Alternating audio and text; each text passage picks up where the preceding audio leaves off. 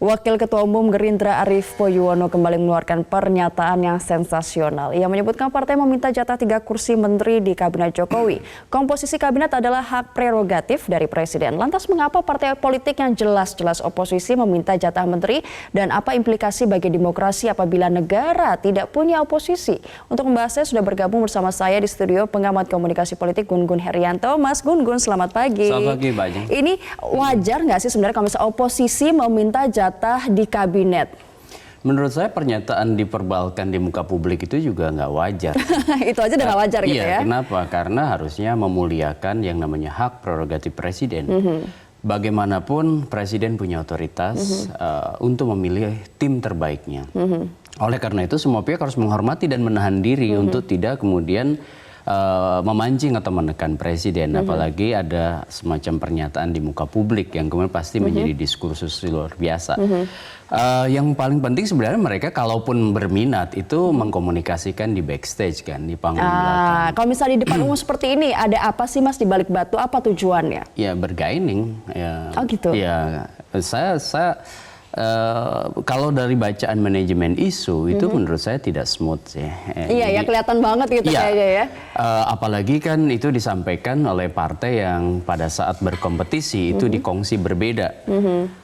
Ini akan semacam menunjukkan bahwa tidak ada koalisi berbasis ideologi dan berbasis program, tapi berbasis dinamika politik yang kemudian bisa mengubah, karena selalu di Indonesia itu koalisi berjalan 2 tahap. Satu koalisi dalam kandidasi dan pemilihan sampai hari H pencoblosan, kemudian peta kerap kali berubah setelah itu. Ya ini koalisi dalam pembentukan pemerintahan.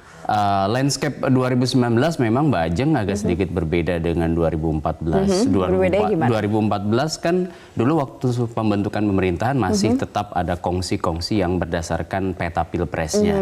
Masih ingat gak tuh kubu Pak Prabowo Hatta menguasai DPR, kemudian di situ ada semacam penguasaan DPR, MPR ya, berdasarkan peta kongsinya di Pilpres. Sementara koalisi pendukung pemerintahan Jokowi itu masuk di kabinet. Itu polarisasinya jelas dikotomis.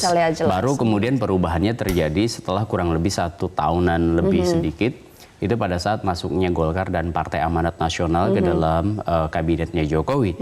Nah kalau sekarang tidak menariknya adalah petanya sangat cair justru sesaat setelah Pilpres usai dan rekonsiliasi kemudian direduksi dengan power sharing gitu.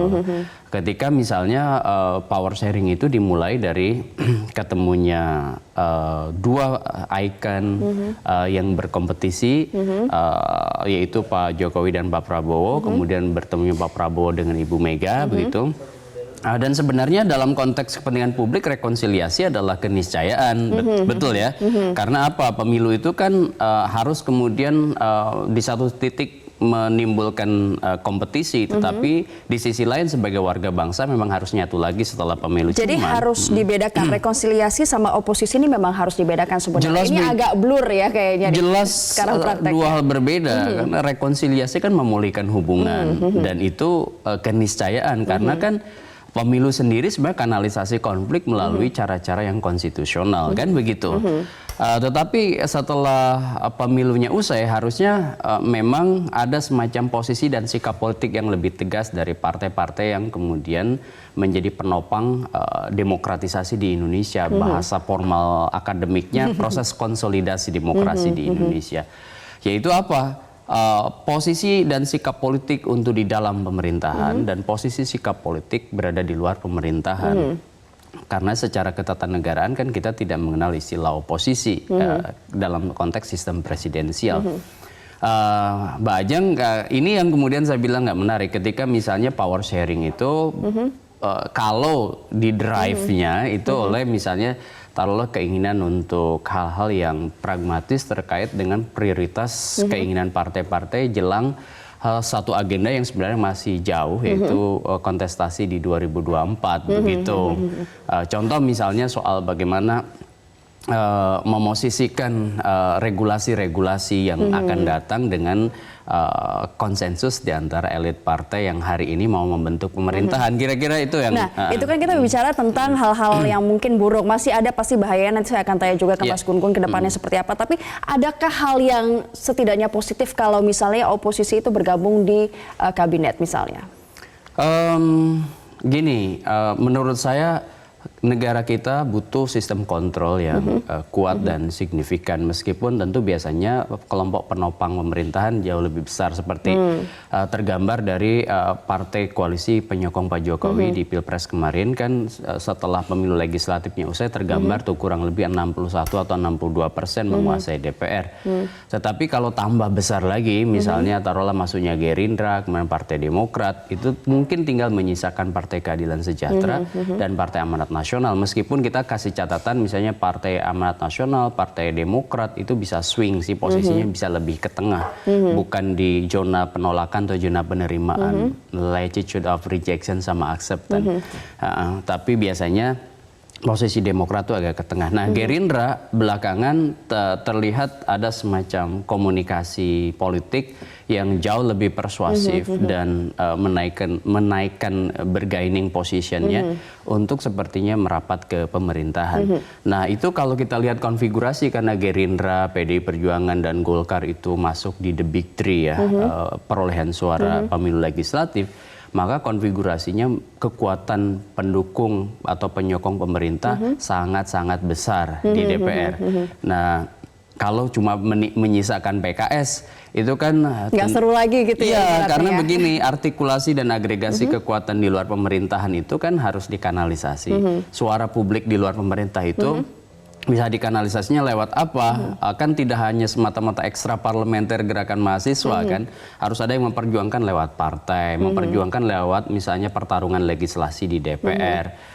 Apalagi kalau posisi MPR nanti berubah, nah, itu saya itu juga melihat itu juga pertarungan baru antara 2019 sampai 2024 karena kan ada rencana amandemen terbatas.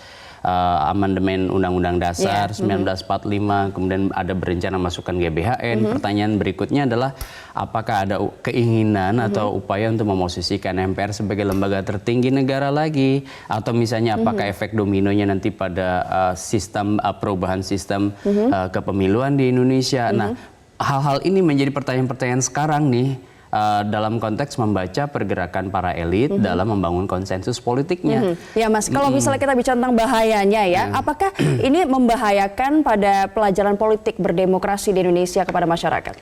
Menurut saya sih lebih tepatnya ada ekspektasi publik yang bisa tidak terpenuhi kalau semua kekuatan politik itu kumulatif, bahkan mungkin bisa saja melampaui 75% gitu. Sebenarnya sih bagus-bagus aja kalau dari awal niatannya itu ada loyalitas, ada komitmen pada kepentingan-kepentingan publik atau pro publik. Tapi kalau tidak, itu bahayanya bisa melahirkan yang disebut dengan kolusif demokrasi. Oh ya? Iya, kolusif demokrasi itu ketika semua kepentingan elit itu dibagi-bagi dalam satu domain negosiasi yang sifatnya kerap kali ada gap komunikasi dengan halayak luas, terutama rakyat, yang kemudian sudah memandatkan kuasa kepada partai dan kepada presiden dan wakil presiden. Yang paling penting sebenarnya catatan kritis itu yang harus dipahami. Kenapa? Karena biasanya ada godaan. Godaan namanya tendensi mayoritarian ya. Majoritarian tendensi itu kurang lebih begini, Mbak Ajeng. Ketika misalnya suara itu banyak gitu dikuasai, maka godaannya biasa ingin misalnya melahirkan regulasi apa aja kan sebenarnya berpotensi untuk terrealisir.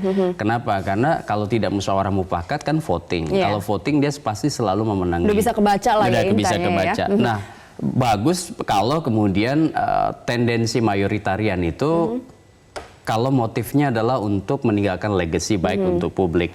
Cuman itu hati-hati kalau terlalu dominannya kepentingan untuk bagi-bagi kekuasaan yang sifatnya pragmatis. Ini yang Mas katakan kolusif tadi itu ya? Demokrasi kolusif itu ketika misalnya contoh aja kapling-kapling ya kan, kementerian udah dikapling untuk partai X, Y, Z dan tentu sejumlah program, proyek APBN, APBD yang kemudian seharusnya kan didedikasikan atau berkhidmat pada daulat rakyat. Nah, terakhir Mas, pemerintahan Jokowi dan juga para partai pendukungnya harus melakukan apa agar bisa menjadi bijak gitu dalam menghadapi hal ini? Menurut saya tentu ini harapan ya.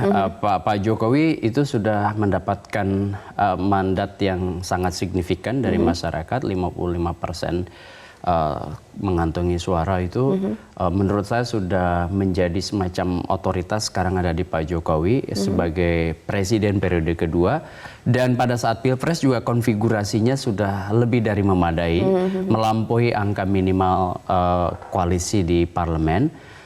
Sekitar 61 atau 62%, itu sebenarnya udah cukup.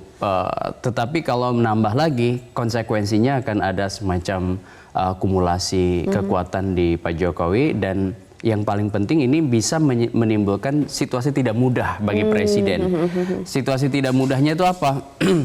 Karena presiden harus kemudian membuat semua partai kan happy. Iya, semua harus senang gitu ya. Nah, itu yang bisa menjadi jebakan periode kedua. Oleh karena itu catatannya adalah presiden tentu harus punya matrik kebutuhan, dan saya yakin sih Pak Presiden Jokowi punya matrik kebutuhan apa yang kemudian menjadi prioritas supaya di periode kedua meninggalkan legacy yang diingat bahwa presiden ini bukan presiden biasa-biasa tapi transformational leader gitu ya, yang kemudian bisa menggerakkan partisipasi atas dasar kepercayaan publik yang tinggi. Baik Mas Gun-Gun, kita lihat nanti setelah pelantikan kira-kira nama-nama siapa saja, karena publik juga akan melihat seperti apa nantinya. Terima kasih telah bergabung bersama kami di Metro Pagi Prime Time.